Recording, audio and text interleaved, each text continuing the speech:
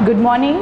जैसा कि आप जानते हैं हमारी हिस्ट्री की क्लासेस बीते दिनों में क्लास में चल रही थी और लेकिन लॉकडाउन की वजह से हम उसको कंटिन्यू नहीं कर पाए। लेकिन आज से आपकी हिस्ट्री की क्लासेस फिर से शुरू होंगी। हम ऑनलाइन इस प्लेटफॉर्म पर आपकी क्लासेस को स्टार्ट करते हैं। जैसे कि हमने अपनी क्लासेस में अभी तक कौन कौन सा पार्ट कर लिया है, हमने आपका पाषाण काल कर लिया है और सिंधु घाटी सभ्यता हमारी हो चुकी है, आपका ऋग वैदिक काल हो चुका है और क्या हो गया है, उत्तर वैदिक काल हो गया है। तो इस तरीके से हमने अपने मेन जो चार जो टॉपिक्स थे प्राचीन भारत के उसको कंप्लीट कर लिया है। आज जो हमको पढ़ना है वो है वैदिक साहित्य। ठीक है, तो आज हम वैदिक साहित्य को देखेंगे। हम जब स्टार्टिंग में पढ़ रहे थे इतिहास को जानने के स्रोत जब हम देख रहे थे तब हमने डिस्कस किया था कि जो हमको प्राचीन अवशेष मिलते हैं उसके साथ साथ कुछ साहित्य भी है जो पुख्ता प्रमाण देते हैं किसके, हमारे इतिहास के बारे में। ठीक है, तो जब हम वैदिक कालीन इतिहास को जानना चाहते हैं, समझना चाहते हैं, देखना चाहते हैं तो हम किसके ऊपर आएंगे, वैदिक साहित्यों में आएंगे। ठीक है, तो हम जैसे कि पढ़े थे वैदिक काल में जब हम पढ़ रहे तो हमने देखा था कि ऋग्वैदिक काल जो है वो पूर्ण रूप से ऋग्वेद पर आधारित है और उत्तर वैदिक काल जो है वो सामवेद, यजुर्वेद और अथर्ववेद पर आधारित है ना भाई। तो इसी को हम आगे बढ़ेंगे तो हमको पता चलता है कि कितने वेद हैं, 4 वेद हैं। लेकिन इन वेदों को तो ज्ञान का स्रोत माना गया है। ठीक है, और इस ज्ञान को और ज़्यादा जानने के लिए, और ज़्यादा समझने के लिए और इसको गूढ़ बातों को निकाल कर सब लोगों तक फैलाने के लिए और अनेक क्या किया गया, अनेक वैदिक जो साहित्य हैं उनका निर्माण किया गया। जैसे कि आप देखोगे कि यहाँ पर हम देख सकते हैं ऋग्वेद को और अच्छे से समझने के लिए संहिता, ब्राह्मण, अरण्यक, उपनिषदों का निर्माण किया गया। ठीक है, वेदों के लिए उपवेदों का निर्माण किया गया। फिर उसका आपका क्या बोलते हैं, आपका वैदिक साहित्यों को समझने के लिए, वेदों को समझने के लिए वेदांग बनाए गए। ठीक है, 6 अलग अलग वेदांग बनाए गए। तो इस तरीके से एक जो मुख्य हमारा ज्ञान का स्रोत है वेद, है ना, उसको समझने के लिए, उसको और भी ज़्यादा डिस्क्राइब करने के लिए अन्य वैदिक साहित्यों का निर्माण किया गया। जैसे कि हम पढ़ते हैं ना कि कोई भी एक रेफरेंस बुक होगी या कोई भी एक पुरानी किताब होगी, मोटी मेन बुक होगी, आप उसको थोड़ा सा उसको ब्रेक डाउन करते हो, उसको और समझने के लिए अपने नोट्स में लिखते हो, या कोई मार्केट से कोई बुक या कोई गाइड आप रेफरेंस की तरह लेते हो, है ना भाई। क्यों? ताकि आप एक चैप्टर है उसको और अच्छे से समझ सको। उसी तरीके से वैदिक साहित्यों में ऋग्वेद, सारे 4 वेदों को पढ़ने के लिए अन्य वैदिक साहित्यों का भी निर्माण किया गया है। ठीक है, तो आइए हम अपनी क्लास को शुरू करते हैं। किससे? वैदिक साहित्यों से।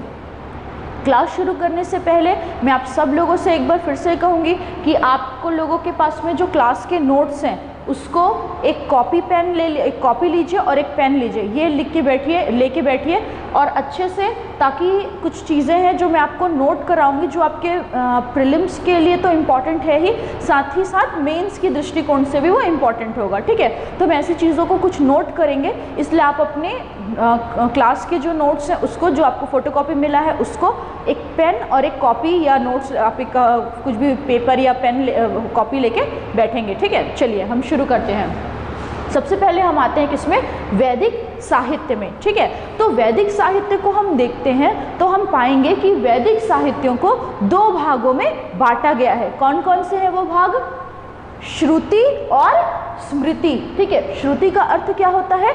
ज्ञान होता है। ऐसे साहित्य जिनसे हमको ज्ञान की प्राप्ति होती है। अब सिर्फ ये किताबी ज्ञान के बारे में नहीं कहता है। ठीक है, ये किस ज्ञान के बारे में कहता है? ये आध्यात्मिक ज्ञान के बारे में कहता है, मोक्ष के बारे में कहता है। तो इस तरीके की जो ज्ञान वाली बातें हैं उनका संकलन जिन साहित्यों में होगा उसको हम किसके अंतर्गत लेंगे? श्रुति के अंतर्गत लेंगे। यहाँ पर साफ साफ लिखा है कि श्रुति का अर्थ क्या होता है? ज्ञान होता है। और इसको और क्या कहते हैं? शाश्वत और नित्य कहते हैं। शाश्वत का मतलब क्या होता है? जो सदैव स्थापित रहे, है ना भाई। मतलब ज्ञान कभी मिट सकता है क्या? ये हो सकता है कि आप उसको जाने या ना जाने, ये हो सकता है कि आप तक वो ज्ञान पहुँचे या ना पहुँचे, लेकिन इसका मतलब ये नहीं है कि वो ज्ञान उपस्थित ही नहीं है, ठीक है। तो ज्ञान जो है वो ना सिर्फ आज, ना सिर्फ कल, परंतु युगान युग रहेगा। दूसरा है नित्य। नित्य का मतलब क्या होता है? अनंत, है ना भाई, अनंत, जिसका कोई अंत ना हो, तो नित्य है वो, ठीक है, हमेशा रहता है, उसका कोई अंत नहीं है। आप कितना, अगर आप ज्ञान अर्जन के पीछे जाएंगे तो क्या है, कितना भी आप ज्ञान अर्जित कीजिए, कितना भी, आपको उसका छोर मिलेगा क्या? कभी भी नहीं मिलेगा।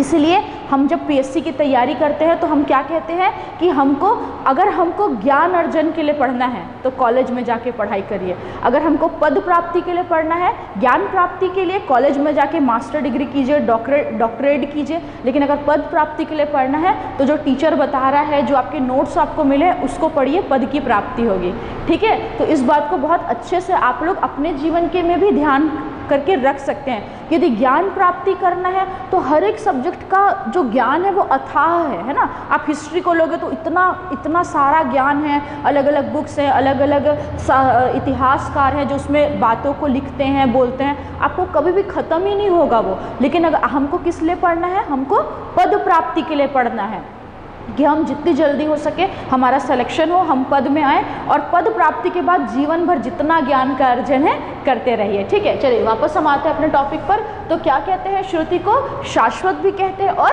नित्य भी कहते हैं। अब हम देखते हैं कि जब ज्ञान की बात आती है तो जैसा कि हमने पहले देखा, जब ज्ञान की बात आती है तो ज्ञान के अंदर हम किसको लेते हैं? चारों वेदों को लेते हैं। किसको लेते हैं? चारों वेदों को लेते हैं। ऋग्वेद, सामवेद, यजुर्वेद और अथर्ववेद, चारों वेद है ना। इनसे हमको क्या मिलता है? ज्ञान की प्राप्ति होती है। अभी हम इसको और ज़्यादा अच्छे से देखेंगे तो ऋग्वेद में हमको ईश्वर को समर्पित प्रार्थनाएं मिलेंगी, मंत्र मिलेंगे, जीवन जीने का चीज़ें मिलेंगी। सामवेद में हम देखेंगे कि जो ऋग्वेद में मंत्र हैं, प्रार्थनाएं हैं, उनमें सुर डाला गया है, ठीक है, उसको सुर सम्मत किया गया ताकि उसको संगीत के फॉर्म में किया जा सके। यजुर्वेद में देखेंगे कि हमको उसमें उसमें हमको क्या बोलते हैं आप, यज्ञ के मंत्र मिलते हैं, है ना। यज्ञ में जो किए जाते हैं वो यज्ञों में प्रयोग होने वाले मंत्र मिलते हैं, मंत्रों का उच्चारण कैसे करना है वो मिलता है, कर्म कांड मिलते हैं, मंत्र और किस टाइप के यज्ञ होते हैं वो मिलते हैं। इस सब की जानकारी हमको किस में मिलती है? यजुर्वेद में मिलती है। और जो अथर्ववेद है वो जादू टोने के बारे में है, वो अनार्य क्रियाओं के बारे में है, लेकिन उसमें चिकित्सा शास्त्र के बारे में भी हमको इन्फॉर्मेशन मिलती है, ठीक है। तो ये सब क्या है? ये सब ज्ञान के स्रोत हैं। अब दूसरा पार्ट इसका आते हैं वैदिक साहित्य का, वो क्या है? स्मृति। क्या है? स्मृति। स्मृति का मतलब क्या होता है? याद करना, है ना भाई। स्मृति का मतलब क्या होता है? याद करना, ठीक है। तो हम याद किन चीज़ों को करते हैं? कहानियों को करते हैं ना। हम जब छोटे थे तो मॉम डैड या दादा दादी, नाना नानी हमको कहानियाँ सुनाते थे, तो वो कोई ज्ञान का बात, उसमें डेफिनेटली ज्ञान का बात रहता था, लेकिन पुराने समय में जो बातें बीत चुकी है उसको अब कहानी के रूप में हमको बताई जा रही है। तो स्मृति में हम याद करके बताएंगे, इसीलिए स्मृति के अंतर्गत ऐसे साहित्यों को रखा गया है जिसमें क्या हो? कहानी हो, जिसमें एक नायक हो, एक खलनायक हो, ठीक है, इस तरीके की, जिसमें एक कहानी जो रखती हो। इसका मतलब ये नहीं कि इसमें शिक्षा नहीं होती है, शिक्षा होती है लेकिन कहानियाँ ज़्यादा होती है, ठीक है। तो पुराणों को लेते हैं, इसमें पुराणों को लेते हैं, पुराणों को लेते हैं, महाकाव्यों को लेते हैं। तो महाकाव्य, मुख्य महाकाव्य कौन कौन से हैं? आपका महाभारत है, रामायण है। तो महाभारत में हम देखेंगे वो भी एक तरीके से एक बड़ी कहानी है। किसके बारे में है? कौरव और पांडवों के बारे में, उनके युद्ध के बारे में, महाभारत के युद्ध के बारे में, उसकी पूरी रूपरेखा उसमें बनी हुई है। जब हम रामायण में आएंगे तो उसमें राम के बारे में है, लक्ष्मण के बारे में है, रावण के बारे में है, मतलब नायक खलनायक, दो विचारधाराओं के बारे में, ठीक है। दोनों ही चीज़ों में आपको महाभारत में भी और रामायण में भी आपको दो अलग अलग विचारधाराओं के लोग मिलेंगे, एक गलत विचारधारा, एक सही विचारधारा, और आपस में दोनों का टकराव के विषय में ही ये सारी कहानियाँ बनी हुई हैं, ठीक है। इससे हमको शिक्षा नहीं मिलता क्या? बिल्कुल मिलता है। जैसे कि रामायण से हमको क्या मिलता है कि सत्य की आखिरकार जीत होती ही है है ना भाई। तो इस तरीके से हमको बहुत सारी शिक्षाएं मिलती हैं, लेकिन किस फॉर्म में मिलती हैं? स्टोरीज के फॉर्म में मिलती हैं। इसलिए स्मृति के अंतर्गत महाकाव्यों को और पुराणों को रखा जाता है। चलिए सॉरी, नेक्स्ट हम आते हैं किसमें? वेद पे। ठीक है, क्या है? वेद। तो वेद किससे बना है? वेद शब्द जो है, वेद किससे बना है? तो वेद जो है वो संस्कृत के विद शब्द से बना है, विद धातु, सॉरी, है ना। किससे बना है? संस्कृत के विद धातु से बना है। क्यों? कौन सा, क्या चीज बना है? वेद जो है वो संस्कृत के विद धातु से बना है। ठीक है, और इसको क्या माना गया है? वेदों को, ठीक, वेदों को किसका? ज्ञान का। किसका? वेदों को ज्ञान का सर्वोच्च स्रोत माना गया है। क्या माना गया है? वेदों को ज्ञान का सर्वोच्च स्रोत माना गया है। और साथ ही इसे किसकी संज्ञा दी गई है? अपौरुषेय। किसकी संज्ञा दी गई है? अपौरुषेय की संज्ञा भी दी गई है। एक बार फिर से देख लेंगे कि वेद क्या है भाई। तो वेद को क्या वेद है? वेद जो है वो संस्कृत के शब्द, संस्कृत से के धातु विद से लिया गया है। ठीक है, संस्कृत भाषा के विद धातु से लिया गया है। वेद को ज्ञान का सर्वोच्च स्रोत माना गया है। ठीक है, और इसे अपौरुषेय की संज्ञा भी दी गई है। ठीक है, ये हो गया। अब हम आते हैं किसमें?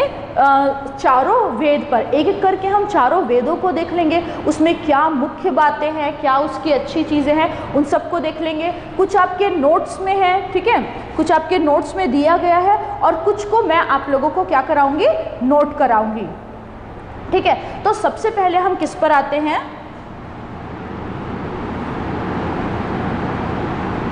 हम सबसे पहले आते हैं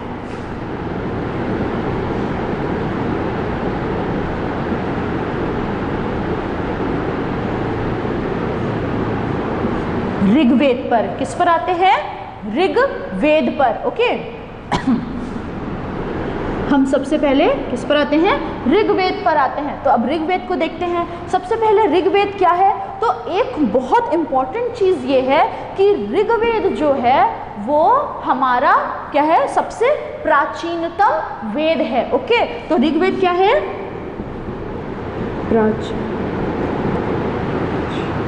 प्राचीनतम है। ओके, अब इसको हम देखेंगे तो इसमें इसको मंडलों में बांटा गया है। ठीक है, मंडल या अध्याय। ठीक है, तो ऋग्वेद जो है वो सबसे प्राचीनतम वेद है। इसमें कितने मंडल है? इसको मंडलों में बांटा गया है और इसमें मंडलों की संख्या कितनी है? 10 है। ठीक है, किसमें बांटा गया है? इसमें मंडलों की संख्या 10 है। मंडलों में बांटा गया और मंडलों की संख्या कितनी है? 10 है। अब मंडलों की संख्या, सूक्त, इसमें कितने सूक्त हैं? इसमें 1028 सूक्त हैं। क्या कितने हैं? सूक्त कितने हैं? 1028 सूक्त हैं। और मंत्रों की संख्या कितनी है? मंत्रों की संख्या है 10,580। कितनी है?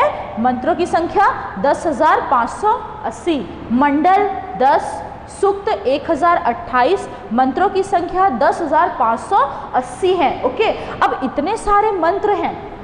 ठीक है, आप लोग याद कीजिए, हम जब ऋग्वेद पढ़ रहे थे, ऋग्वैदिक काल पढ़ रहे थे, तो उसमें हमने एक चीज पढ़ा था कि ऋग्वैदिक काल के प्रमुख देवता कौन है? इंद्र हैं। कौन है? इंद्र हैं। और दूसरे प्रमुख देवता कौन है? अग्नि है। तो वही चीज हम इसमें देखेंगे, ऐसा क्यों कहा गया? उसका सीधा सीधा रीजन हमको इसमें मिलता है। क्या मिलता है? कि ऋग्वेद में सर्वाधिक जो मंत्र हैं वो किसको समर्पित है? इंद्र को समर्पित है, जिसे और क्या कहा जाता है?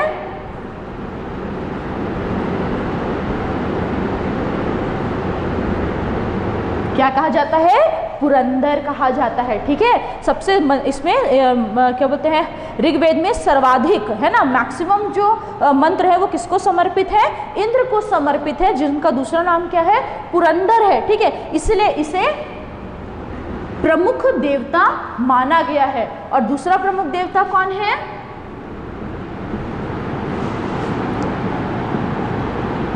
ठीक है। दूसरा प्रमुख देवता कौन है?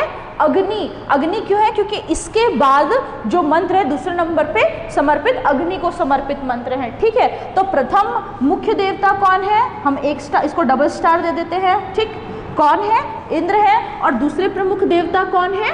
अग्नि है। आगे समझ में? चलिए और आगे हम देखते हैं और इसमें क्या मिलता है। हम जब ऋग्वेद के बारे में बात करते हैं तो ऋग्वेद में हमको क्या मिलता है? तो ऋग्वेद में हमको मिलता है मंत्र और प्रार्थनाएं। ठीक है, क्या मिलता है? मंत्र और प्रार्थनाएं मिलते हैं जो देवी, अनेक देवी और देवताओं को समर्पित थे। ना सिर्फ इंद्र, ना सिर्फ अग्नि, बल्कि वरुण देवता को, वरुण देवता को, सोम देवता को, ठीक है, जल देवता को, इस प्रकार से अलग अलग देवताओं को क्या थी, ऋग्वेद में जो मंत्र है वो अलग अलग देवताओं को क्या है? समर्पित है। उसके बाद में आ जाते हैं कि इस ऋग्वेद का संकलन किसने किया है। ठीक है, ऋग्वेद इतना इम्पोर्टेंट ग्रंथ है, इसका संकलन किसी ने तो किया होगा, तो इसका संकलन किसने किया है?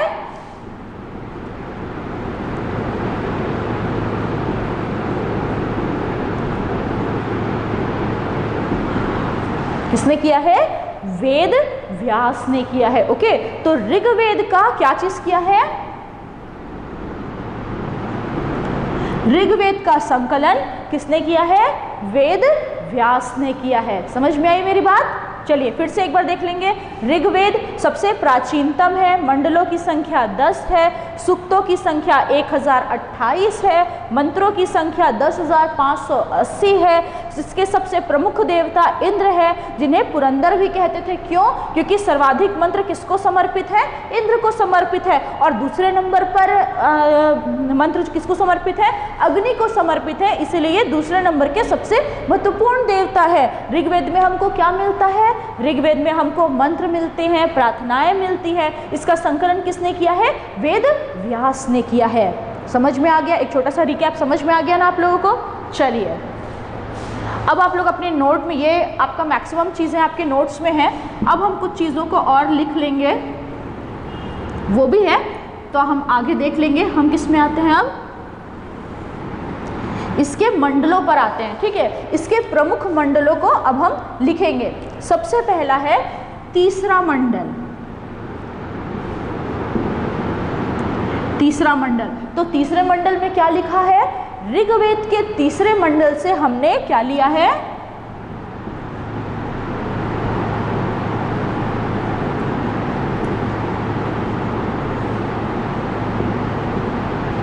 क्या लिया है ऋग्वेद के तीसरे मंडल से? ऋग्वेद के तीसरे मंडल से हमने क्या लिया है? गायत्री मंत्र लिया है। ठीक है, जिसके रचयिता कौन है?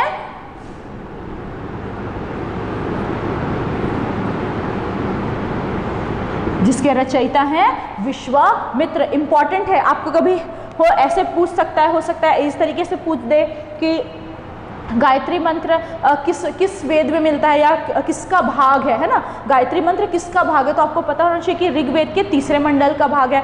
गायत्री मंत्र का रचना किसने की है? तो किसने की है? क्या बोलते हैं? विश्वामित्र ने की है। ठीक है, ऋषि विश्वामित्र ने की है। तो इस तरीके की कुछ डिटेल्स है, छोटी छोटी चीजें हैं जो आपको याद होनी चाहिए। ठीक है, इसके बाद आता है ऋग्वेद का 7वां मंडल।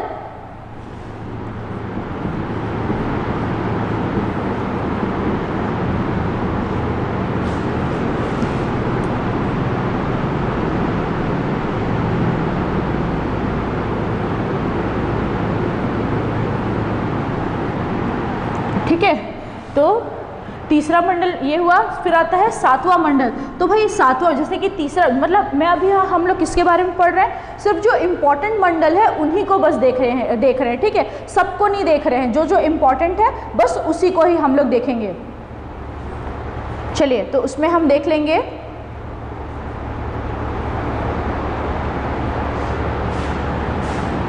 तो जो 7वां मंडल है इसमें हमको किसके बारे में पता चलता है? इसमें हमको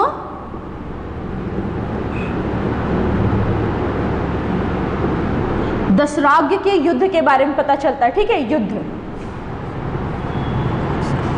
किसके बारे में पता चलता है? दशराग्य के दशराग के युद्ध के बारे में। अब हम याद कीजिए, अपन इसको क्लास में डिस्कस किए थे जब हम उत्तर वैदिक काल पढ़ रहे थे, तो दशराग का युद्ध, ऋग वैदिक उत्तर वैदिक काल पढ़ रहे थे, तब हमने क्या पढ़ा था, दशराग का युद्ध हुआ था। इसी युद्ध ने आर्यों को जो उत्तर भारत वाला क्षेत्र है वहां पर आर्यव्रत जिसको कहा जाता है, उस क्षेत्र में क्या किया था, स्थापित किया था। कब, दशराग के युद्ध में। ठीक है, इसका उल्लेख हमको किस में मिलता है, 7वें मंडल में मिलता है। उसके बाद आता है 9वां मंडल। ठीक है, कौन सा, 9वां मंडल। ठीक, तो उसके बाद 9वां मंडल आता है। तो 9वां मंडल जो है इसमें क्या लिखा गया है, ये किसको समर्पित है, ये सोम को समर्पित है। ठीक है, सोम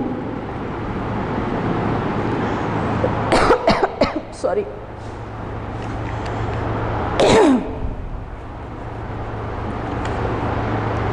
तो किसको समर्पित है, ये 9वां मंडल जो है वो किसको समर्पित है, 9वां मंडल जो है वो सोम को समर्पित है।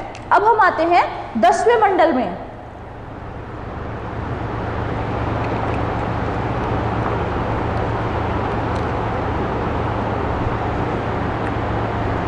चलिए 10वें मंडल में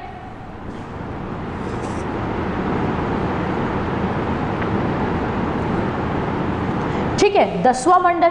तो 10वां मंडल क्यों इंपॉर्टेंट है, 10वां मंडल आपको सुपर इंपॉर्टेंट है। क्यों, क्योंकि 10वां मंडल के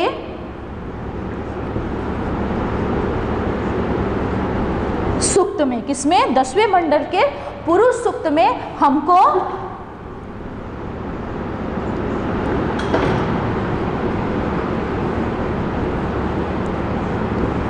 दसवें मंडल के पुरुष सूक्त में हमको वर्ण व्यवस्था के बारे में पता चलता है। किसमें पता चलता है, 10वें मंडल के पुरुष सूक्त में हमको वर्ण व्यवस्था के बारे में पता चलता है। अब वर्ण व्यवस्था क्या है, याद कीजिए, हमने इसको एक बार और डिस्कस किया है अपने ऋग्वैदिक काल में कि वर्ण व्यवस्था क्या है। तो वर्ण व्यवस्था क्या है, हम जानते हैं ना कि प्राचीन काल में जो समाज है उसको 4 भागों में बांटा गया था, ब्राह्मण, क्षत्रिय, वैश्य और शूद्र, है ना भाई। तो वही जो है, और उनके काम को भी उस तरीके से बाद में बांट दिया गया था। तो आपका 10वां मंडल में इसी जो 4 आप उसको चतुर्वर्ण व्यवस्था कह सकते हैं, वर्ण व्यवस्था कह सकते हैं, उसका उल्लेख हमको मिलता है। ये बहुत इंपॉर्टेंट है, आप इसको हमेशा याद रखिएगा। ठीक है, पुरुष सूक्त में मिलता है, 10वें मंडल के पुरुष सूक्त में मिलता है, क्या मिलता है, वर्ण व्यवस्था के बारे में जानकारी हमको इसमें मिलती है।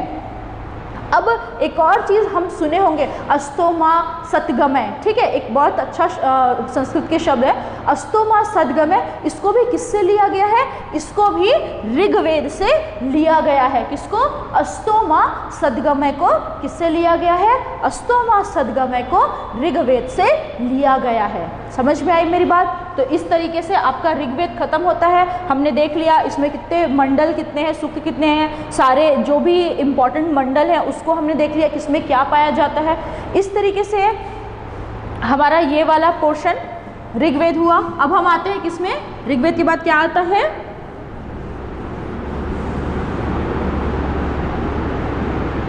सामवेद। ठीक है,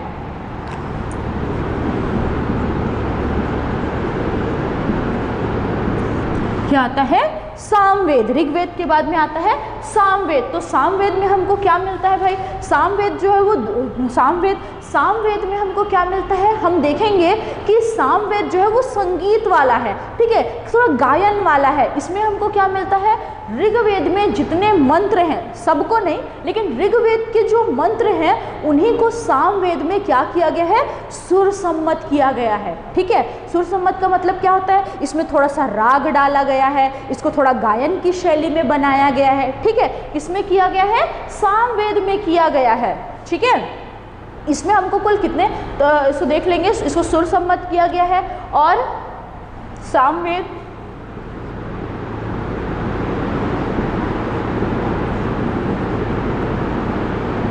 सुर सम्मत किया गया है। और क्या देंगे, इसमें मंत्रों की संख्या कितनी है, 72। ठीक है, इसमें मंत्रों की संख्या कितनी है, 72 या 72 है 72 है। और मंत्रों की संख्या इसमें कितनी है, 72 है। इसी के अंतर्गत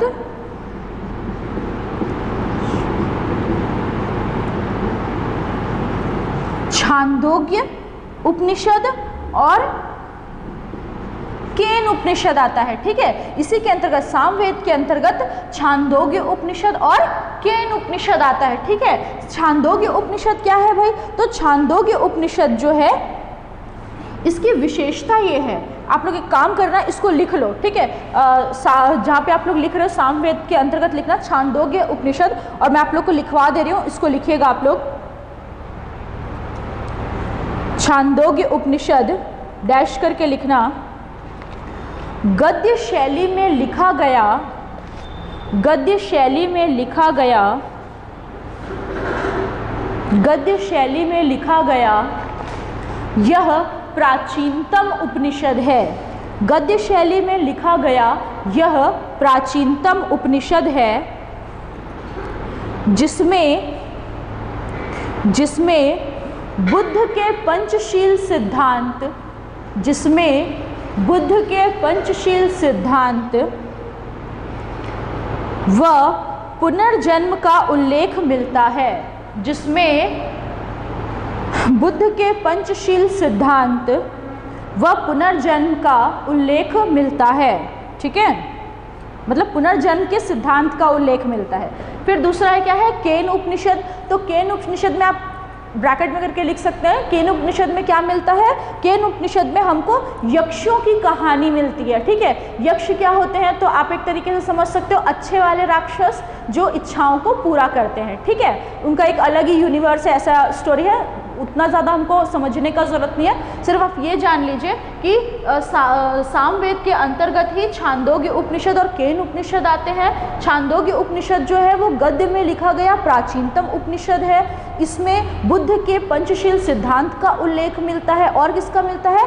पुनर्जन्म का जो नियम है या पुनर्जन्म की जो आस्था है वो भी हमको छांदोग्य, उसके अवशेष या उसके बारे में भी वर्णन हमको छांदोग्य उपनिषद से मिलते हैं। फिर है केन उपनिषद। तो केन उपनिषद में हमको यक्षों की कहानियां मिलती हैं। समझ में आई मेरी बात? चलिए, और इसमें एक और इम्पॉर्टेंट चीज़ है, वो क्या है? क्योंकि ये सुर से संबंधित है, तो हम जानते हैं ना, जब भी आप कोई भी गाना सीखने जाता है या नई भी सीखने जाता है तो भी हम सरगम को जानते हैं ना, 7 स्वर होते हैं, सा रे ग म प ध नि सा। ठीक है, तो 7 जो स्वर है या जो सरगम जो है वो भी किससे मिले हैं हमको? सामवेद से। ठीक है, तो सामवेद में ही किसका उल्लेख है? सरगम का उल्लेख है। ये बहुत इंपॉर्टेंट है, याद रखना। ठीक है, किसमें? सामवेद में सरगम का उल्लेख है। ठीक, तो इस तरीके से ये हुआ। नेक्स्ट, इसके बाद क्या आता है भाई? इसके बाद आता है आपका यजुर्वेद। ठीक, तो यजुर्वेद क्या होता है? तो देखिए, हम पहले ही हम बात कर चुके हैं कि यजुर्वेद में क्या चीज़ मिलता है हमको? यज्ञों के मंत्र मिलते हैं, कर्मकांड के बारे में मिलता है। ठीक, और क्या मिलता है इसमें? चलिए, यजुर्वेद है ना भाई, तो मंत्रों के बारे में मिलता है। कौन से मंत्र? यज्ञ में प्रयुक्त मंत्र। अब एक चीज आता है कि यज्ञ में प्रयुक्त मंत्रों को क्या कहते हैं? यज्ञ में प्रयुक्त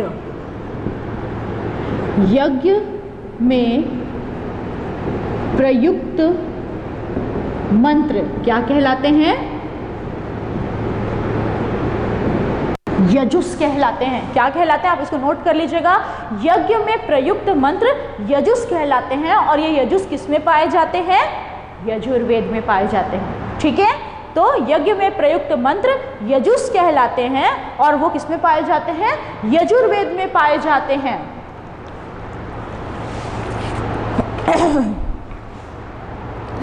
ठीक है, उसके बाद इसकी और क्या विशेषता है? तो आप जानते हैं गद्य और पद्य शैली जानते हैं। ठीक है, गद्य क्या होता है? अगर मैं ऐसे लिखूं, गद्य शैली और पद्य शैली। ठीक है, तो गद्य शैली में हम कैसे लिखते हैं? हम इसमें पैराग्राफ वाले फॉर्म में लिखते हैं। ठीक है, पैराग्राफ वाले फॉर्म में लिखते हैं, और इसमें पोइट्री वाले, कविता वाली जो शैली होती है वो पद्य शैली कहलाती है, ठीक है। लेकिन जब हम यजुर्वेद की बात करते हैं तो ये ना सिर्फ गद्य में लिखा गया है, ना सिर्फ पद्य में लिखा गया है, परंतु गद्य और पद्य दोनों शैली में लिखा गया है। किसमें लिखा गया है? गद्य और पद्य दोनों शैली में लिखा जाता है। तो भाई जब मैं पैराग्राफ में लिखूं तो वो गद्य शैली कहलाएगी, और जब मैं पोइट्री में लिखूं तो वो पद्य शैली कहलाएगी। तो अगर मैं दोनों में लिखूं तो वो क्या कहलाएगी? तो जब गद्य धन पद्य शैली, गद्य शैली और पद्य शैली आपका पैराग्राफिकल जो चीज वो रहता है वो, और पोइट्री फॉर्म में जब हम लिखते हैं, जब इन दोनों में लिखते हैं तो इक्वल्स टू क्या हो जाता है?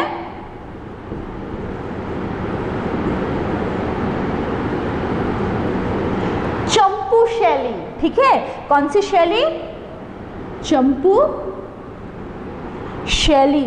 तो जब गद्य और पद्य दोनों में लिखा जाए तो वो कौन सी शैली होती है? चंपू शैली। आपसे सिंपल पूछ सकता है कि यजुर्वेद किस शैली में लिखा गया है, तो आपको पता होना चाहिए यजुर्वेद चंपू शैली में लिखा गया है, ठीक है। फिर इसकी शाखाओं में आते हैं कि जो यजुर्वेद है इसकी कितनी शाखाएं हैं? यजुर्वेद की 2 शाखाएं हैं। कौन कौन सी शाखाएं हैं यजुर्वेद की?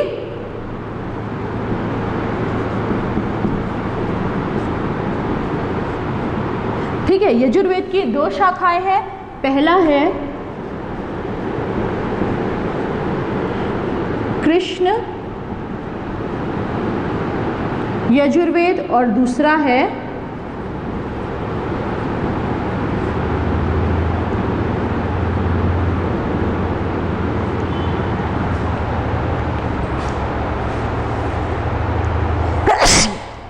सॉरी चलिए इसको कंटिन्यू करते हैं। यजुर्वेद की 2 शाखाएं हैं, और उन 2 शाखाएं कौन कौन सी है? कृष्ण यजुर्वेद और शुक्ल यजुर्वेद, ठीक है। कृष्ण यजुर्वेद और शुक्ल यजुर्वेद, ये इसकी 2 शाखाएं हैं। अब यजुर्वेद के अंतर्गत कौन कौन सा उपनिषद आता है? तो यजुर्वेद के अंतर्गत आता है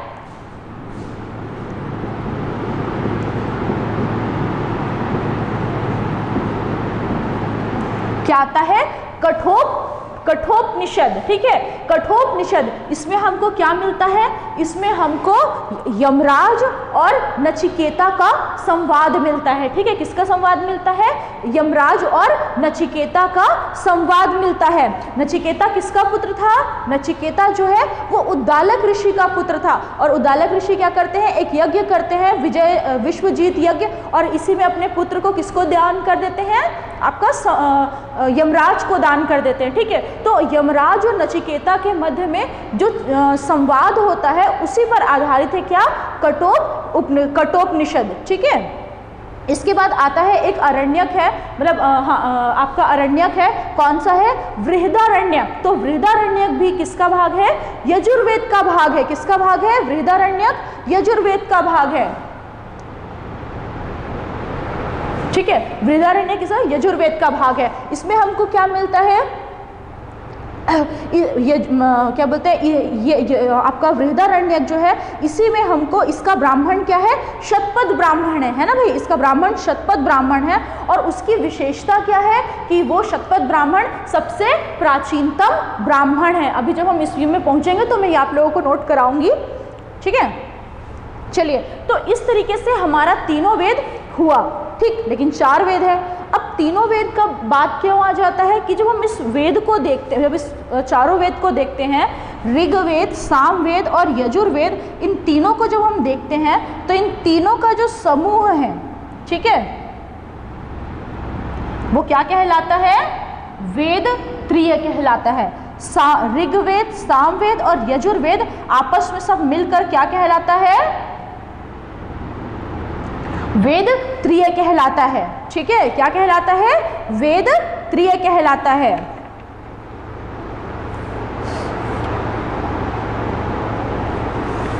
और क्यों कहलाता है? क्योंकि इसकी रचना जो है वो ऋग्वैदिक काल में हुई है। कब हुई है?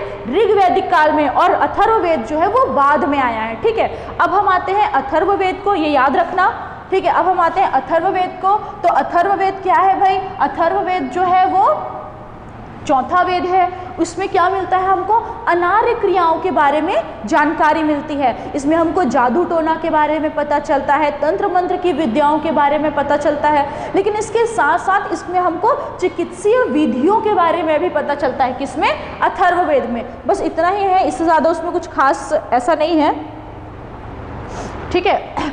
और इसको जो अथर्ववेद है इसको ब्रह्मवेद भी कहते हैं। क्या कहते हैं, इसको ब्रह्मवेद भी कहते हैं, ठीक है। तो इस तरीके से हमारा चारों वेद जो है वो खत्म होता है। अब हम नेक्स्ट टॉपिक पर आते हैं।